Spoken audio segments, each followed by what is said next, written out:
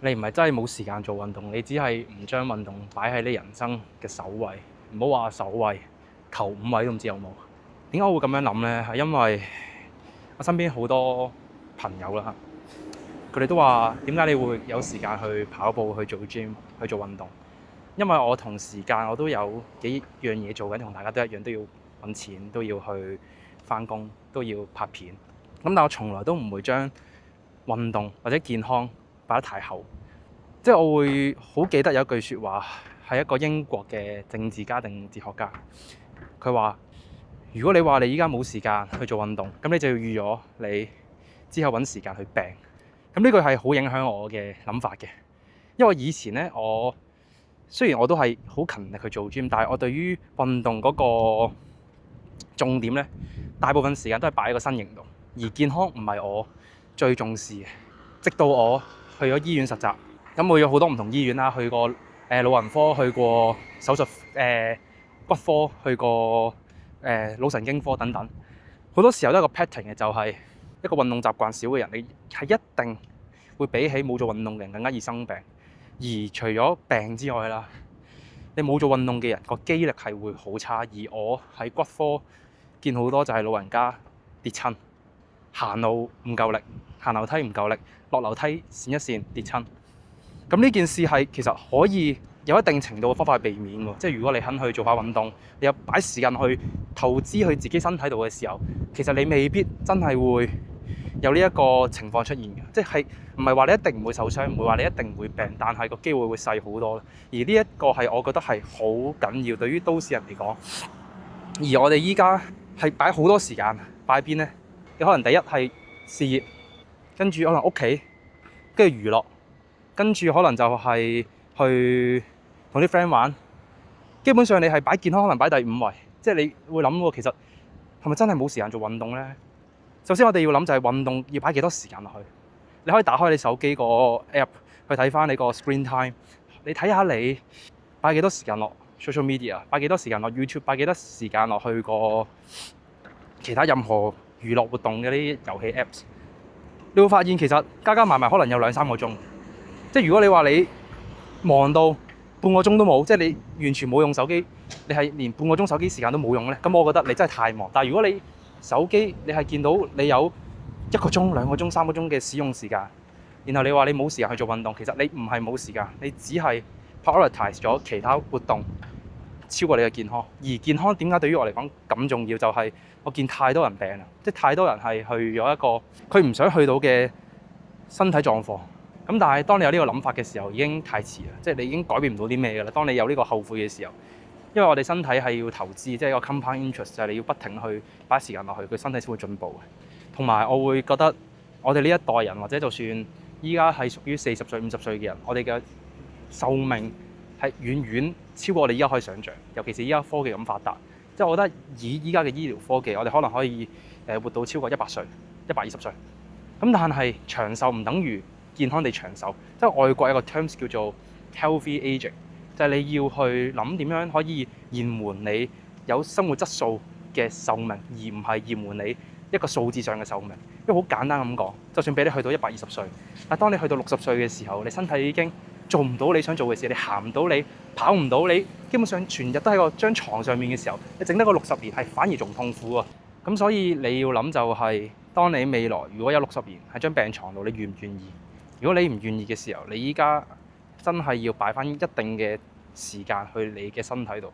我覺得有好多人有個謬誤嘅，點解會唔想做運動？係佢哋覺得做運動嘅門檻太高，佢覺得佢 spend 唔到一個鐘、2個鐘嘅時間去做運動，咁啊選擇唔做。但其實呢個係真係唔需要啊！即係我會話呢，有好過冇，多就一定好過少。咁即係除非真係極多，有 extreme 可能10個鐘運動、5個鐘運動係太多啦。咁但係對於大部分人嚟講，你肯做10分鐘、20分鐘，係遠遠個效果個好處係超過你想像嘅。即係你諗下，你完全唔做，去到你做10分鐘嘅時候，對於你嘅身體已經係一個好好嘅進步，好好嘅刺激啦。咁所以你唔需要去諗我冇時間做喎。你好簡單，你今日翻到屋企，或者你今日即係純粹落車嘅時候早2個站落車，你行路都算係一個輕微嘅運動啦。你諗下平時你基本上你連行路都唔行嘅時候，你期望你身體會好得去邊啦？我哋身體叫做 use it or lose it， 你用佢咧佢就會好，你唔用佢咧佢就會流失。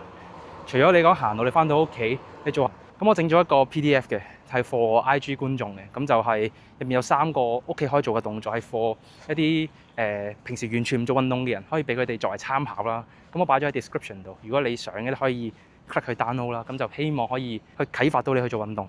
咁依家係11:37，係超晒。即係我瞓醒嗰下咧，我都有諗究竟我應唔應該落嚟跑步？有咩驅使咗我嚟跑步咧？就係我要訓練自己，即係我要去進步，無論係我嘅心境啦。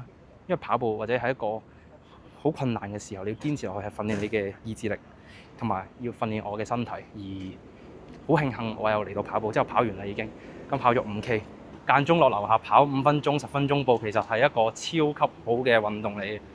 你話好熱喎，咁咪去 gym 度跑咯。尤其是依家24/7周圍都係，即係你 join 一個會籍，基本上你可以周圍做運動。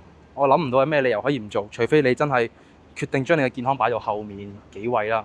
咁 which is 我覺得係你依家你覺得冇嘢啊，但係可能30年後、50年後你就會同自己講：唉，早知我當初去做下運動啦，咁我嘅健康就會好啲。我可以陪到我嘅孫去跑步，我可以行到我想行嘅山，我可以去到我想去嘅旅行。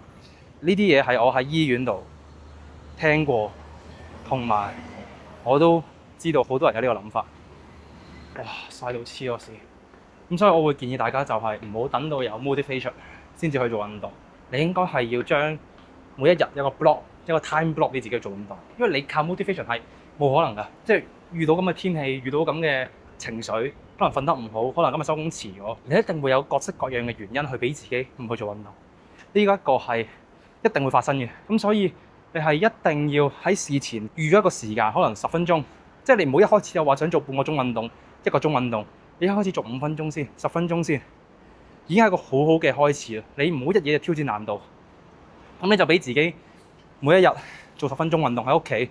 你上 YouTube， 你去揾任何運動又好，你跟我個 PDF 去做嗰啲運動都好，開始咗先。你只要開始咗，你先至會繼續努力落去。